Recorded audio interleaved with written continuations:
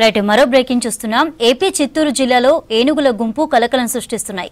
సోమల కొత్తూరు దగ్గర రైతుపై ఏనుగుల గుంపు దాడి చేసింది. దాడిలో గాయపడ్డ రైతు రామకృష్ణరాజు చనిపోయాడు.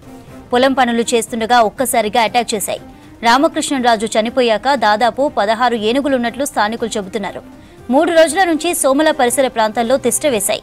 సోమల, పులిచెర్ల మండలాల్లో తరచుగా పంట పొలాలపై ఏనుగులు దాడి చేస్తున్నాయి.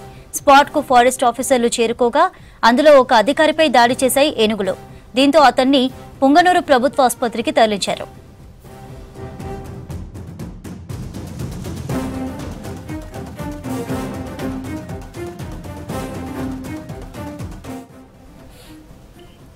చిత్తూరు జిల్లా సోమలలో ఏనుగుల దాడిలో రైతు చనిపోవడంపై విచారం వ్యక్తం చేశారు డిప్యూటీ సీఎం పవన్ కళ్యాణ్. రైతు కుటుంబానికి అండగా ఉంటామన్నారు. అటవీ పరిసర ప్రాంతాల్లో ఏనుగుల సంచారాన్ని నిరంతరం ట్రాక్ చేయాలని అధికారులకు సూచించారు. ఏనుగుల సంచారంపై రైతులకు సమాచారం ఇవ్వాలని ఆదేశించారు.